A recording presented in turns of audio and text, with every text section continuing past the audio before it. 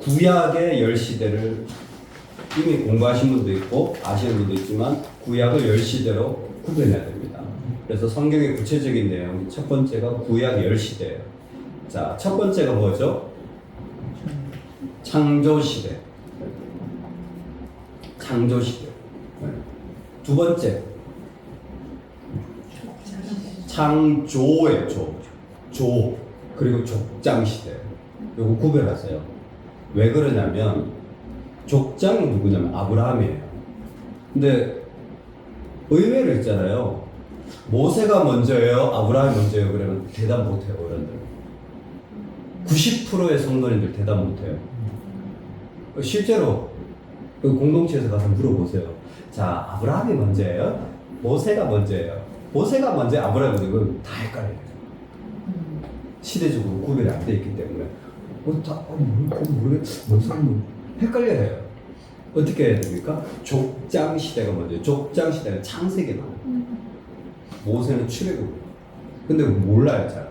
그래서 이게 의외로 이 핵심 내용을 잘. 두 번째가 족장, 창조 다음에 족장입니다. 그리고 세 번째가 출애굽 광야 시대예요. 세 번째가 출애굽 광야 시대. 출애굽 광야 시대. 네. 그리고 출애굽 광야 다음에 정복 시대입니다. 정복 시대. 정복 시대 다음이 사사 시대. 사사 시대. 사사 시대 다음이 단일 왕국 시대. 단일 왕국. 나라가 한이죠. 그 다음에 두 번째가 분열 왕국 시대. 그 다음이 포로 시대. 그 다음이 포로 귀환 시대. 그리고 침묵 시대. 이렇게 10시대로 구별이 되어져요. 이렇게 노트 정리 잘하고 계신데 밑으로 쭉 적으셨죠? 자, 그러면 10시대를 우리 한 번만 더 읽어볼게요. 처음부터 시작. 창조시대, 족장시대, 출애굽 광야시대, 정복시대, 사사시대, 단일왕국시대, 분열왕국시대, 포로시대, 포로기관시대, 침묵시대. 네, 이렇게 정리가 되었습니다. 자, 거기에 오늘은 요 10시대가 구약의 핵심이고요. 10시대 속에 구약 성경이 몇 권이죠? 39권입니다. 그래서 시대별로 성경을 조금만 구별하겠습니다. 먼저 창조시대에 있는 책이 뭘까요? 창세기. 창세기입니다. 자, 그런데 창세기만큼이나 오래된 책이 있다고 알려진 책이 있어요. 뭐라고요? 네?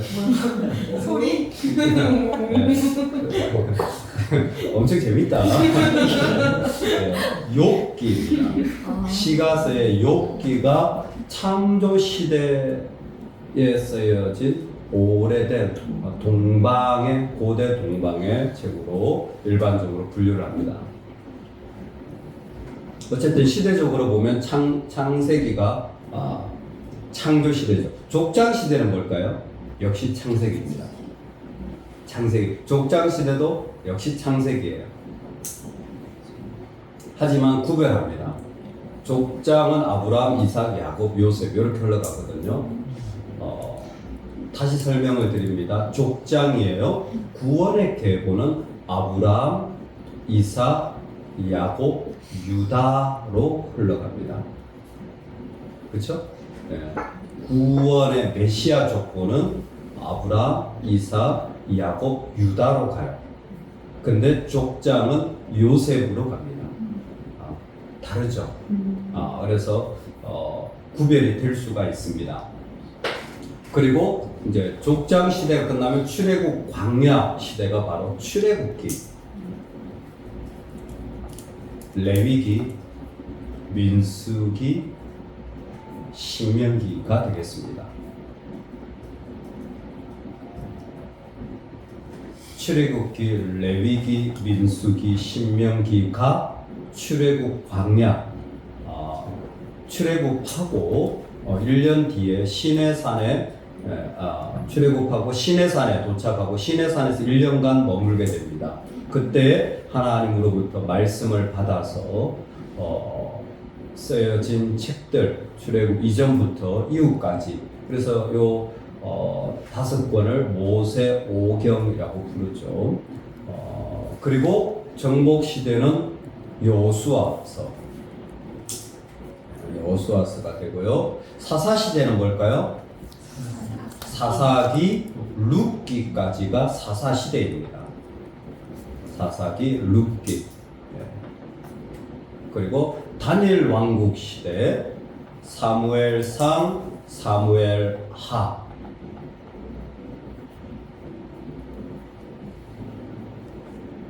분열 왕국 시대, 열왕기상, 열왕기하.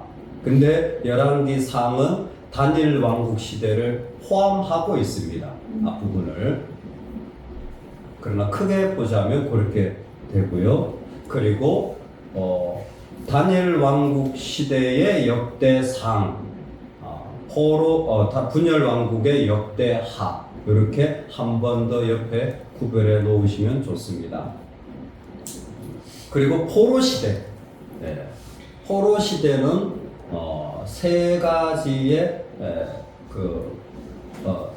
두 개의 유명한 성경이 있습니다. 포로로 잡혀가면서 힘들었어요. 그래서 엉엉 울어요. 엉엉 울어요. 엉엉이 뭐냐면 에스겔, 다니엘이에요. 엉엉 울어요. 엉엉 울면서 붙잡혀가요. 에스겔, 다니엘. 엉엉 울고 돌아올 때 포로 귀환, 고개를 넘어와요. 말고개. 말라기, 스가랴, 학계. 말고개를 넘어와요. 침묵시대는 뭘까요? 없어요. 자, 그렇게 하면 일부 성경이 다 적혀져 있는 건 아닙니다. 예를 들어서 시편, 잠언, 전도, 아가, 소선지서 일부, 그리고 대선지서 일부가 생략되어져 있어요. 성경 개관할 때 구체적으로 말씀을 드릴게요. 기본적으로 시편은 출애굽부터 다니엘 왕국 시대까지로 시대를 보고 있습니다. 시편은 왜냐하면 모세의 노래가 나오기 때문에 시편은 상당히 시대를 많이 걸쳐서 하고요. 그리고 시편의 시가세, 잠언, 전도, 아가는 모두 솔로몬의 노래이기 때문에 다니엘 왕국 시대에 쓰여진 것으로 보고 있습니다. 그 외에 나머지 작은 소선지서들은 나라와 시대별로 조금 더 구별이 되고, 이 정도가 구약에 대한 10시대 구별입니다. 그래서 구약을 기본적으로 10시대로 구별한다라는 것, 이런 성경이 포함되어 있다라는 기본적인 내용을 오늘은 좀 아실 필요가 있을 것 같아요. 그래서 구약 개관을 하시면 이 부분을 좀 더 구체적으로 자세하게 지도와 함께 좀 배우실 수 있고요.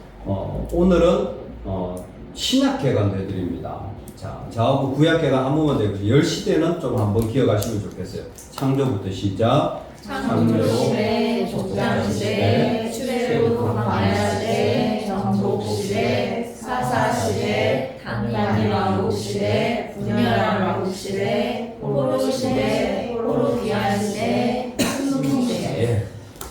이렇게 하면 다 배운 것 같지만 다 못 외웠어요. 그래서 이렇게 하면 빨리 외워집니다. 우리 경석 간사님부터 이지연 지사님 쪽으로 자 시작. 창조시대, 족장시대, 오케이. 출애굽 광야시대, 오호. 뭐? 같이 정복, 정복 시대. 사사시대,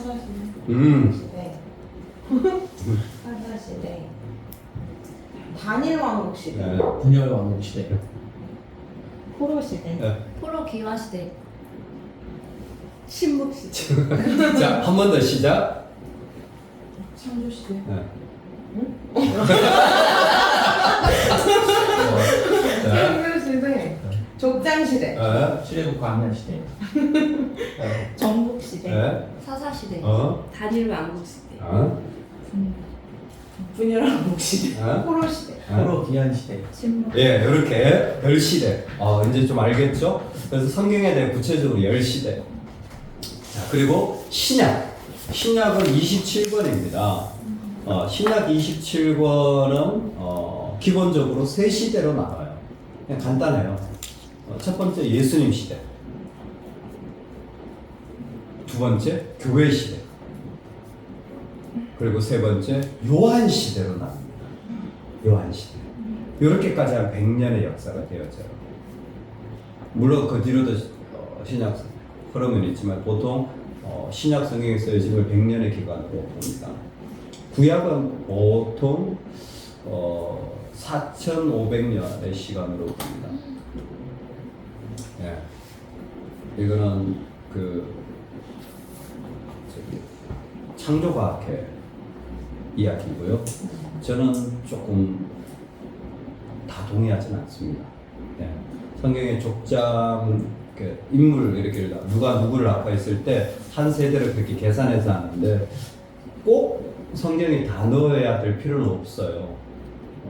중간중간에 필요하지 않은 인물은 생략할 수도 있기 때문에 이제 그렇게 해서 인류의 역사를 7,500년 뭐 이렇게 7,000년 얘기하기도 하는데 훨씬 더 길 수도 있다 라는 부분은 저는 조금 열어놓는 스타일입니다.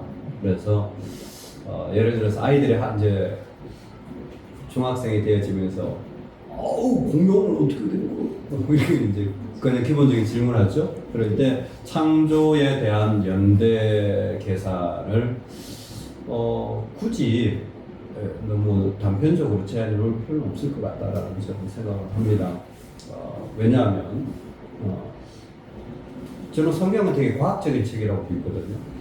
과학적인 어떤 연구와 자료들을 통하여서 이루어진 많은 방식들도 같이 논의하면 좋을 것 같다. 딱 확정하기는 어려워요. 과학자들조차도 뭐 수십억 년 얘기하잖아요. 우리가 다 아는 것처럼 무슨 생기 뭐 있잖아요. 중생기 뭐 이런 거 있잖아요. 뭐 이렇게.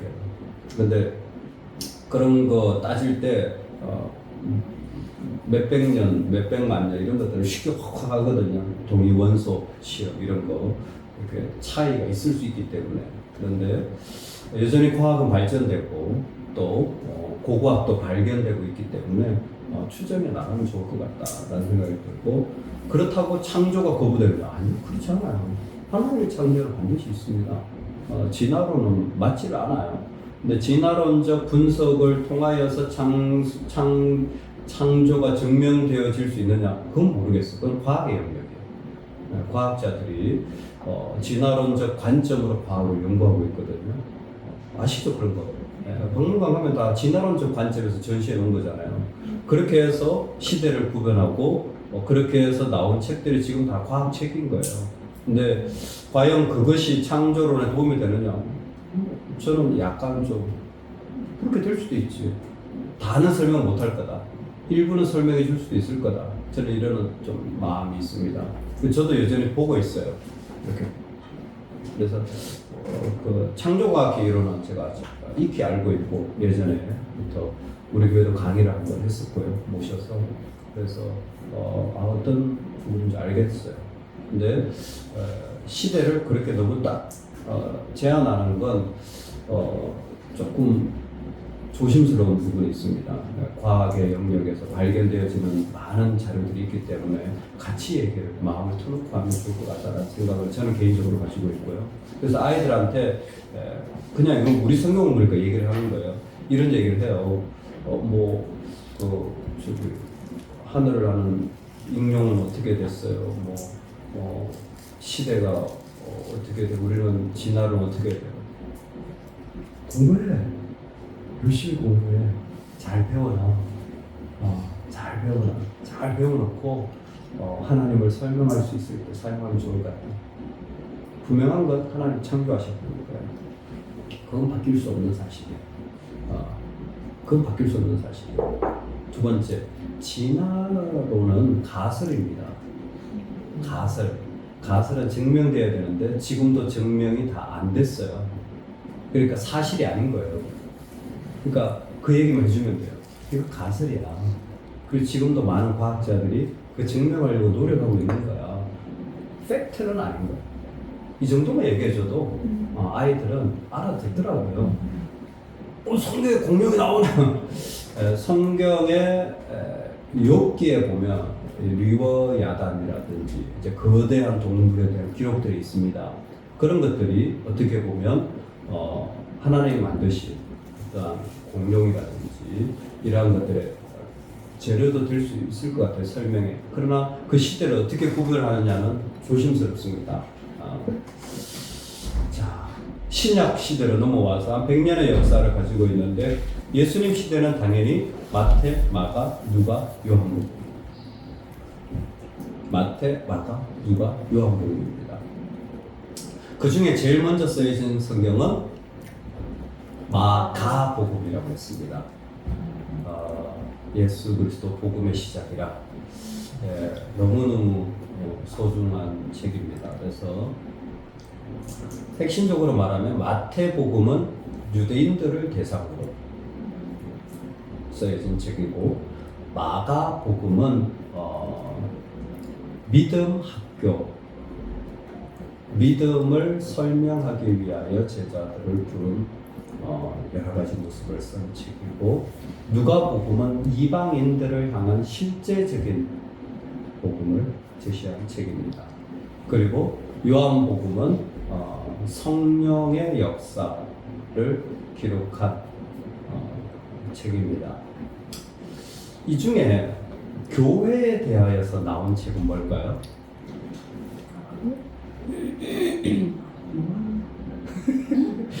네 개밖에 없으니까 일리 찍었어요. 손 드세요. 주일날 말씀 나눴죠. 이 반석 위에 교회를 세우리니 마태복음 16장 16절입니다. 괜찮아요. 목사가 설교를 못해서 그래요. 자, 교회라는 말이 등장하는 유일한 성경이 마태복음입니다. 그리고 마태복음 28장에 모든 민족으로 제자를 삼아라는 열방 시대를 향한 하나님의 부르심을 분명히 표현하고 있는 성경이기도 합니다. 자, 그렇게 예수님 시대가 이어지고 교회 시대. 예수님은 아시지만 30년 동안의 사생애를 사시고 3년의 공생의 사역을 하신 거죠. 그 3년 동안 사역하신 걸 이 네 권이 기록한 거고요.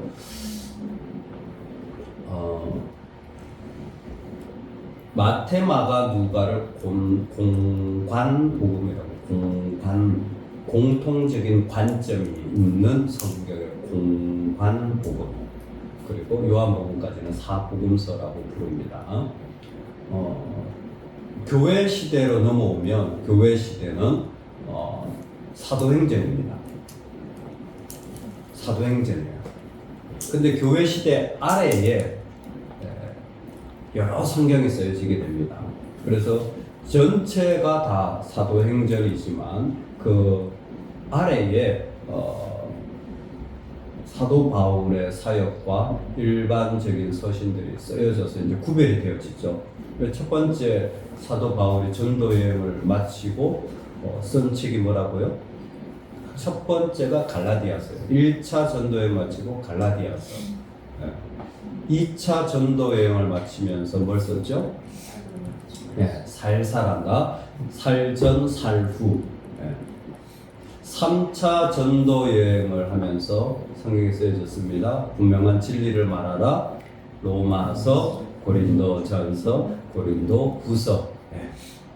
그리고 3차 전도 여행 후에 감옥에 갇혔어요. 옥중서신 4개, 악을 골짜기에서 빌빌 거린다 해서 에베소서, 골로새서, 빌립보서, 빌레몬서, 에베소서, 골로새서, 빌립보서, 빌레몬서 이렇게 4개 성경이 쓰여지고 그리고 마지막 전도 여행을 하면서 이제 유언과 같은 책을 쓰게 되어지죠. 디모데 전서, 디모데 후서, 디도서라는 성경을 쓰게 되어집니다. 이게 교회 시대의 마지막 부분입니다. 그리고 사도 바울은 순교하죠. 보통 AD 67년으로 보고 있습니다. 바울 그리고 베드로가 같이 다 네로 황제에 의하여서 순교를 당하게 돼요. 네로 황제, 미치광이 네로 있죠. 그 네로의 명령으로 베드로도 바울도 순교하고, 그리고 3년 정도 지난 이후에 70년이 교회 시대가 끝나는 것으로 봅니다. 디도 장군이 로마를 예루살렘을 황폐화시켜서 예루살렘 완전히 무너뜨리거든요. 그런 어떤 역사가 일어납니다. 근데 1차 전도여행에 이런 13권이 바울 서신이라고 제가 말합니다. 1차, 2차, 3차, 옥중, 마지막 죽음 시대까지 쓰여진 것이 13권. 이게 바울 서신이에요. 그래서 처음에 사복음서 바울 서신, 그리고 바울 서신과 더불어서 교회 시대에는 일반 서신이 있습니다. 일반 서신은 뭐냐면 1차 전도 여행 때 일반 서신이 쓰여진 것이 야고보서입니다. 야고보서. 시대적으로 보자면. 그리고 마지막 서신을 썼을 때, 즉 디모데 전후서와 디도서가 바울에 의해 쓰여질 때 일반적인, 여기 일반 서신이라고 하는 건 불특정 다수의 회중에게 쓰여진, 아니면 베드로가 썼던 서신을 말해요. 그래서 히브리서,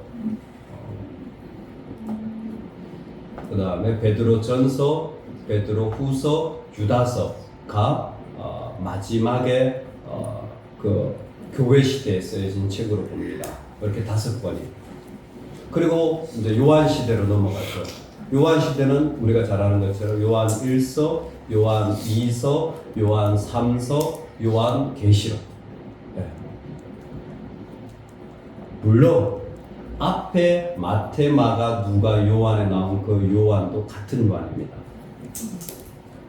하지만 시대적으로 달라서 요한복음은 앞으로 갔고, 요한 1서, 2서, 3서, 계시록, 반모섬에 붙잡혀서 마지막 일에 대하여 쓴 성경이 계시록이죠. 여러분, 계시록은 미래에 대한 책이 아니라 예배에 대한 책입니다.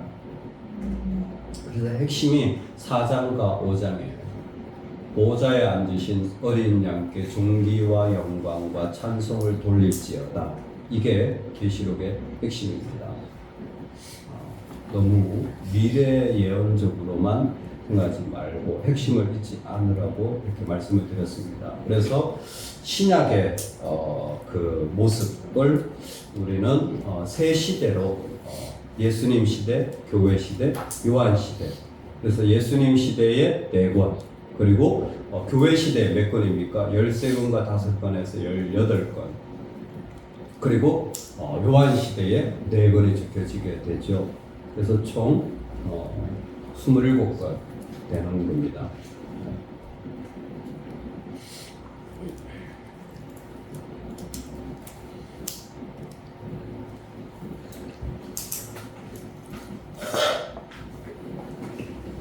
맞죠? 네. 세어보세요. 안 맞나요? 사도행전을 안 세서 그럴 거예요. 네. 그래서 27권은 신약에 쓰여지게 됩니다. 신약은 이렇게 세 시대로 구별하면 좀 쉽게 할 수 있어요. 안 그러면 이렇게 좀 성경이 어느 시대에 어떤 내용으로 적혀있는지 좀 따라가기가 어려워요. 이번에 신약 개관을 하면서 구체적으로 이런 부분들을 좀 이렇게 설명을 드렸었죠. 아마 잘 또 배우셨을 생각하고, 다음에 또 신약 개관 있을 때 많이 이해할 수 있습니다. 그래서 시대적으로 성경 전체를 좀 구별해야, 지금 내가 어디를 가고 있다. 그리고 여기에 지도를 더하면 배경적으로 이렇게 입체적으로 지금 예수님 나사렛 베들레헴, 예루살렘에서 나사렛까지 한 120km에서 140km 되는 거리입니다. 예수님이 왔다 갔다. 그래서 유대 사역과 갈릴리 사역이 왔다 갔다 하시거든요. 어마어마한 일입니다. 즉 그냥 걸어서 계속 한 대전까지 걸어서 기본적으로 이렇게 하시는 거죠. 어마어마한 일이죠. 그래서 이제 그와 같은 부분들이 좀 합쳐지면 우리가 성경을 조금 더 알 수 있고요. 그리고 오늘 마지막으로 성경의 전체적인 내용까지 알 뿐만 아니라 성경을 내가 구체적으로 좀 먹는 시간이 필요합니다. 그래서 저는 성경 먹기라고 표현했는데 여러분 식사하시잖아요. 성경은 영혼의 양식이에요. 그래서 매일 성경을 먹는 훈련 모습은 우리에게 먼저 꼭 있어야 될 것 같아요. 매일 성경을 먹는 훈련. 예, 뭐 특별한 뭐가 있어서가 아니라 매일 성경을 먹는 훈련은 꼭 하셔야 됩니다. 꼭 하셔야 돼요.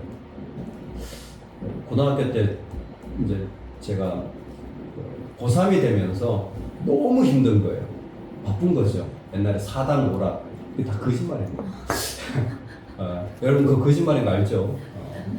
요즘 저기 공부 가르치는 모든 강사들이 애를 6시간 이상 재워야 머리가 돌아가고 빨리 암기력이 높아지고 그 다음에 분별력이 높아지지 4시간 재우면 애 머리가 안 돌아간다.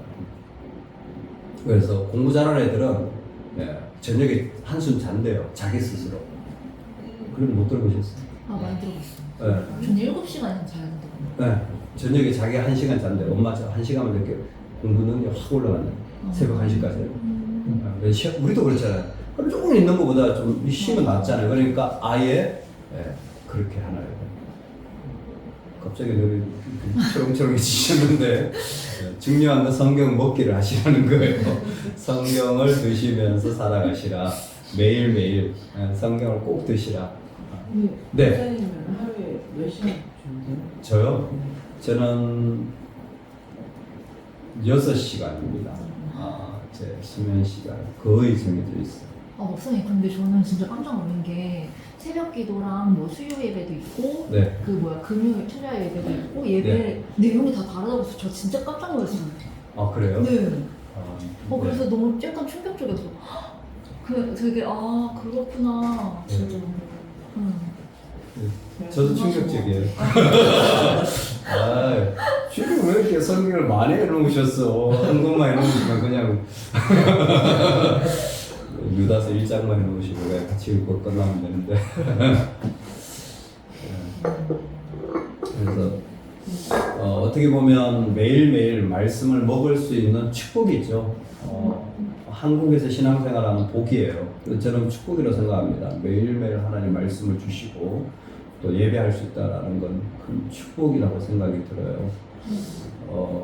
그리고 또 믿음의 거장들은요, 그냥 하시더라고요. 다 하시더라고요. 제가 만난 신학계 대표적인 미국 교수님들은 새벽 4시에 다 일어나요. 혼자 묵상하고 하지, 우리처럼 새벽 기도해야 돼요. 이게 좀 정령화돼서 축복이긴 한데, 근데 믿음의 거장들은 다 하시더라고요. 저 깜짝 놀랐어요. 그래서 우리가 하는 게 어떻게 보면 축복이구나 라는 생각이 들었고, 이제 저로서는 매일 해야 되니까 어떨 땐 2번씩 해야 되잖아요. 제가 일주일에 12편 준비해야 되거든요. 12편을 타이핑을 하니까 이제 친구도 못 만나요.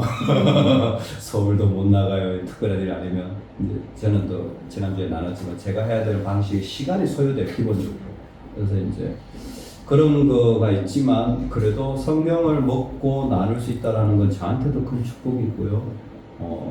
우리한테도 축복인 것 같아요. 그래서 고등학교 때 제가 너무 힘들어서 이렇게 하면 신앙생활을 못하겠다, 메마르겠다 해가지고 점심 이렇게 애들 땡 치면 남자애들 특히 막 도시락 막 난리잖아요. 근데 도시락을 꺼내지 않고 성경을 먼저 읽었어요. 성경 한 장을 읽고 밥을 먹으리라. 저는 단순했어요. 말씀은 영혼의 양식, 도시락은 내 육의 양식. 근데 육의 양식은 안 빼먹고 먹어. 내 영혼은 이러다 죽겠다. 내 영혼은 이러다 내가 마르다 그래가지고 이렇게 애들이 그 분위기 아시죠? 내가 혼자 밑에 이렇게 성경 야 뭐하냐? 잠깐만. 혼자 맨날 뒤통수 한 대씩 맨날 얻어맞고 남자애들 장난치고 성경 하나 읽고 내가 성경 한 장 읽지 않으면 밥을 먹지 않으리라. 딱 그때 결단이었어요. 성경 안 읽으면 내가 밥을 안 먹으리라. 그러니까 성경 읽게 되더라고요. 밥 먹고 싶어가지고 밥 먹고 싶어가지고. 근데 그렇게 하니까 좀 은혜가 있더라고요. 확실히 말씀을 먹으니까 은혜가 있고. 지금도 말씀을 먹는 건 중요하다고 생각합니다. 저는 중요하다고 생각해요. 저는 다른 건 모르겠는데 말씀을 안 먹는다. 그래도 방법이 없다고 생각해요. 그래서 아시겠지만 우리 자녀들하고도 오늘도 아침에 같이 성경 읽고 그다음에 기도하고 요즘 설교도 돌아가면서 자기들끼리 뭐 소설을 써요 아주 그냥. 근데 재밌어요. 그 은혜도 되고 또 새로운. 근데 이제 성도님들하고도 마찬가지예요. 그리고 우리 교회도 성경 통독을 제가 오랫동안 준비하면서 이제 더 많이 하려고. 기도는 정교인 우리 스피릿 교인이라도 성경 통독을 반드시 하는 거고. 지금부터 이제 계속 원래 시작이잖아요. 이제 한 3년 기다립니다. 계속 도전하려고 합니다. 그래서 뭐 많은 사람이 중요한 게 아니라 정말 주님을 알아가고 주님으로 변화되느냐가 중요한 것 같아요. 저는 그래서 성경 먹기를 여러분이 꼭 하시면 좋겠어요. 그래서 베이지 성경 공부는 이런 뭐 흐름도 있다라는 것도 있지만 이제부터는 성경 먹기를 합니다. 근데 예전에는 성경 먹기를 큐티로 했어요. 이번 밤부터는 다릅니다. 성경 통독을 하십시오. 통독표가 주어지잖아요. 이번 달에 안 주어졌군요. 바빠가지고 우리가. 그래서 성경 통독 그 분량을 따라서 하루에 3장씩 읽으십시오.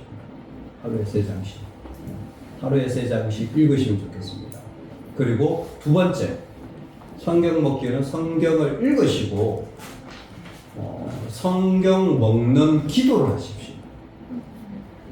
성경 먹는 기도는 수련회 때 제가 살짝 보여드렸습니다. 그래서 수련회 새벽 기도를 어떻게 했는지 페이스북에 영상이 올라가져 있어요. 두 번째 날, 세 번째 날 참조하셔서 그 영상에 혼자 앉아서 그 말씀을 기억하고 그 말씀과 더불어 내가 호흡하고 그 말씀이 내 안에 이루어지도록 간단하게 정리해서 말씀을 드린 거예요. 그게 본질입니다. 그래서 말씀, 구절, 내용을 내가 숨을 쉬고 내쉬면서 내 몸에, 내 장부에, 내 내장에 들어오게 하리라 라는 마음으로 묵상하는 겁니다. 그냥 기도를 하는 게 아니라 그 구절, 단어 아니면 나한테 의미 있었던 것만 계속해서 내 안에 되뇌이는 거예요. 많은 방법 중에 하나입니다. 말씀을 기도하는 그 중에 하나를 우리가 짧게 한 거예요. 그 전에 사실은 마음을 씻어내는 기도도 좀 필요하고요. 그리고 그 말씀을 가지고 묵상하고 나서 반추라는 것도 있습니다.